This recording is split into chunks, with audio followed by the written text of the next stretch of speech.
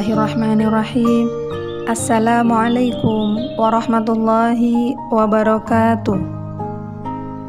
Innal hamdalillah nahmaduhu wa nasta'inuhu wa nastaghfiruh wa na'udzu billahi min syururi anfusina wa min sayyiati a'malina.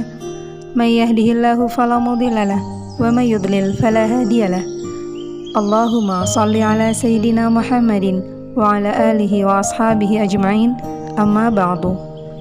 Rabbi shrah li sadri wa yassir li amri wahlul 'uqdatam min lisani yafqahu qawli.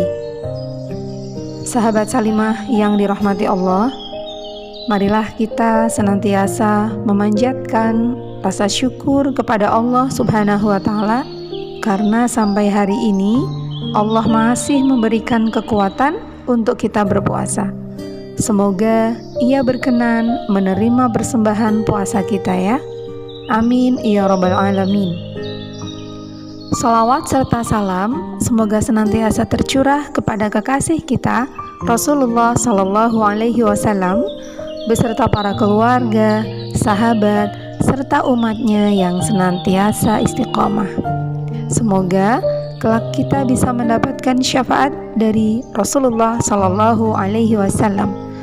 Amin ya mujibas sa'ilin. Pada kesempatan kali ini kita akan sama-sama belajar tentang Ramadan Syahrul Quran. Ada dua hal yang akan kita bahas. Yang pertama adalah pengertian Ramadan Syahrul Quran. Yang kedua, bagaimana cara untuk menumbuhkan cinta kita terhadap Al-Quran. Baik, sahabat Salimah yang dirahmati Allah, marilah kita membahas satu persatu ya. Yang pertama adalah pengertian Ramadan Syahrul Quran. Ramadan Syahrul Quran artinya Ramadan merupakan bulan diturunkannya Al-Quran. Perlu kita ketahui bersama bahwa Allah menurunkan Al-Quran melalui 3 tahap ya. Tahap pertama dari Allah Subhanahu wa taala ke Lauhul Mahfuz. Al-Quran turun dari Allah Subhanahu wa taala secara keseluruhan 30 juz dan disimpan di Lauhul Mahfuz.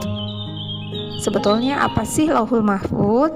Lauhul Mahfuz sendiri merupakan kitab tempat Allah mencatat segala peristiwa yang terjadi di alam semesta.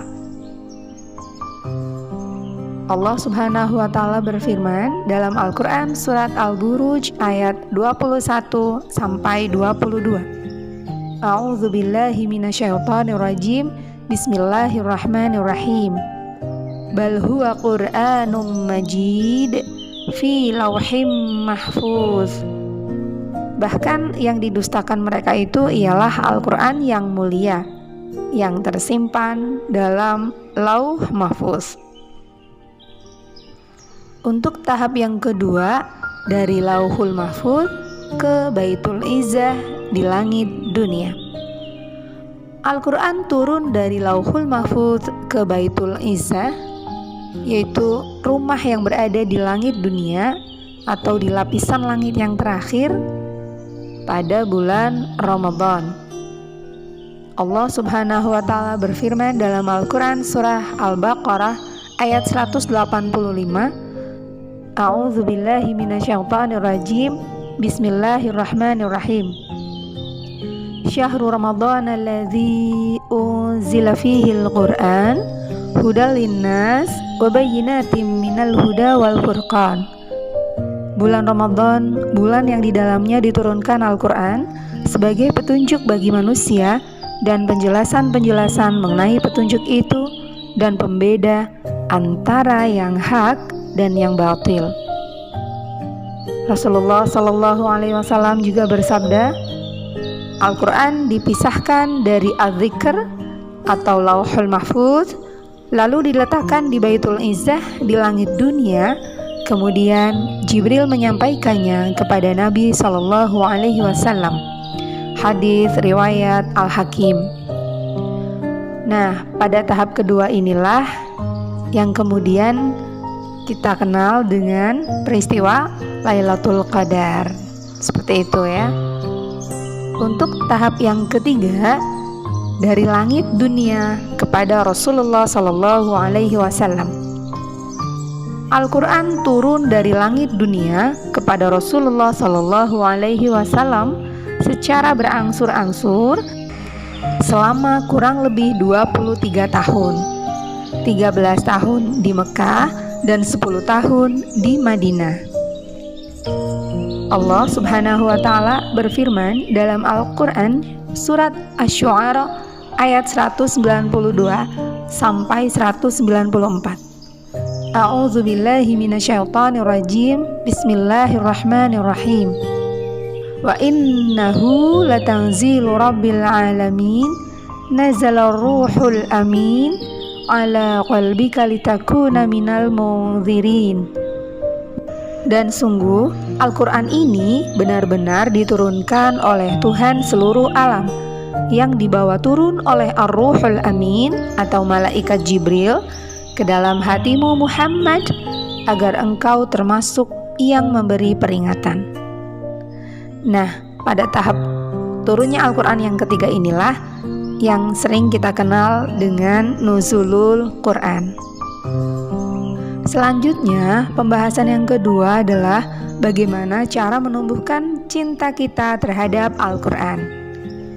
Menurut penjelasan dari Kiai Haji Abdul Aziz Abdul Rauf LC, ada 5 cara menumbuhkan cinta kita terhadap Al-Quran. Yang pertama, cintailah Allah Subhanahu wa taala. Yang kedua, cintailah Rasulullah Sallallahu Alaihi Wasallam. Yang ketiga, cintailah kehidupan akhirat. Yang keempat, cintailah ilmu. Dan yang kelima, cintailah orang-orang yang mencintai Al-Quran.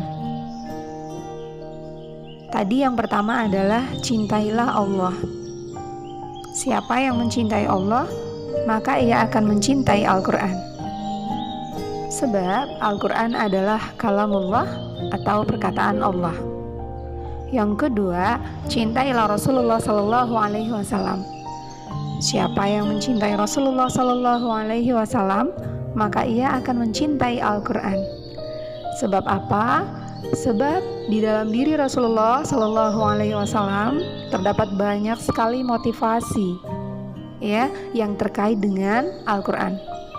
Dan beliau juga merupakan penjelas makna Al-Quran, serta akhlaknya mencerminkan isi dari Al-Quran. Yang ketiga, cintailah kehidupan akhirat. Siapa yang mencintai kehidupan akhirat, maka ia akan mencintai Al-Quran. Sebab di dalam Al-Quran dijelaskan bagaimana kehidupan akhirat itu. Yang keempat, cintailah ilmu. Jika kita ingin mencintai Al-Quran, maka cintailah ilmu.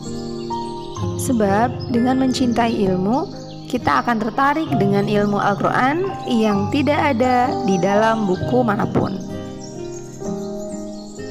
Yang kelima, cintailah orang-orang yang mencintai Al-Quran. Jika ingin mencintai Al-Quran, maka cintailah orang-orang yang mencintai dan dekat dengan Al-Quran. Siapa contohnya? Beliau adalah Rasulullah Sallallahu Alaihi Wasallam.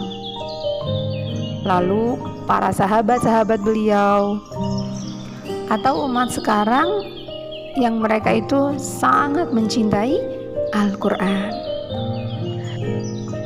Sahabat Salimah yang dirahmati Allah, itulah 5 cara untuk kita menumbuhkan cinta terhadap Al-Quran. Semoga dengan cara-cara itu Allah akan membantu kita, memudahkan kita di dalam gemar berinteraksi dengan Al-Quran, di dalam kita mencintai Al-Quran. Amin ya rabbal alamin. Demikianlah kurma yang dapat saya share hari ini. Terima kasih atas perhatian sahabat Salimah sekalian. Mohon maaf apabila banyak kekurangan. Wallahul muwafiq ila aqwamit thariq. Wassalamualaikum warahmatullahi wabarakatuh.